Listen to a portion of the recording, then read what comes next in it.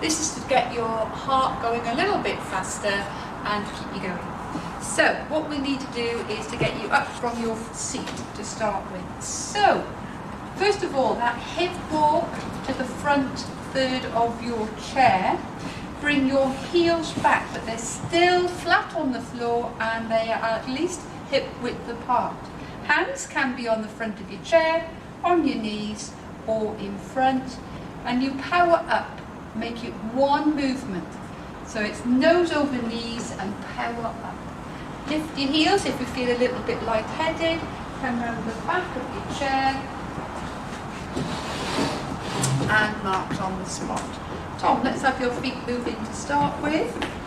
I'm going to move my chair so that you can see what I'm doing. So from here, again, check your posture. Chest lifted, shoulders back and down, head back in line with your spine. And we're going to start by warming up your hips. So let's just have your toes tapping forward to start with. Eyes forward to help you with your balance. Nice, easy breathing. And let's have you tapping backwards. Reach backwards with your toes. A bit more difficult if you're seated, but just bring your foot to the toe towards the chair. And we're going to move on now to sideways. Just reach, it's just a tap to the side. Well done. And I'm going to change that now by bringing your heel forward. Turn those toes up. You might feel a stretch on the back of your calf muscles. You can hold on to the chair if you need to. Well done. And then march on the spot again. And again, putting your toes down first to protect your bones. So from there, just take those feet a little bit wider apart. You can hold on to your chair again, and I just want you to push from side to side. So even if you're seated, push with your toe so you're moving from one hip to the other. Okay, start the movement with your toe as you push. Well done. If you can't see, you can add an arm. Keep your elbow tucked in if you want to, and just take it across in front. Well done. And then change over hands if needs be. A bit like banging a balloon into the air. That's it. Well done. Okay, and then bring those feet back together again. Little march. I'm going to mobilise the hips a little bit more now. I'm just going to step over maybe a puddle. So you need to lift your knee and then transfer your weight and lift your knee again. You can do this seated as well. And back. Well done. Last one. And then back to that march again. Okay, so this time we're going to step in this direction. Step to the side, back behind your chair, and then out the other side. Again, you can do this seated. Just back and forth a couple of times. Well done.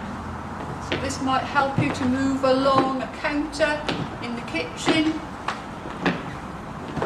and back. And you can hold on to the counter in the kitchen whilst you're doing this as a little practice, maybe while you're waiting for the kettle to boil.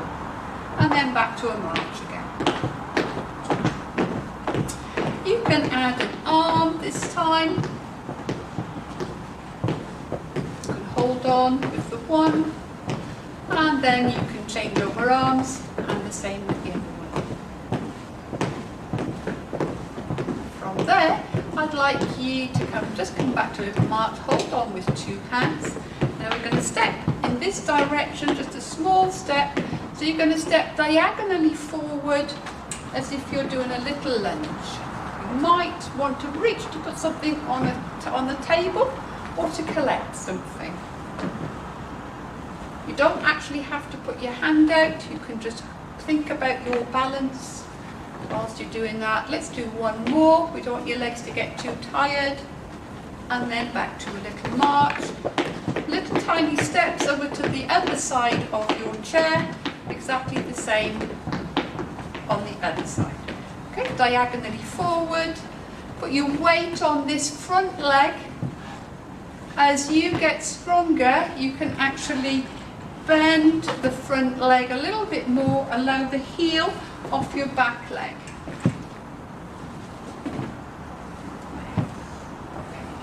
One more.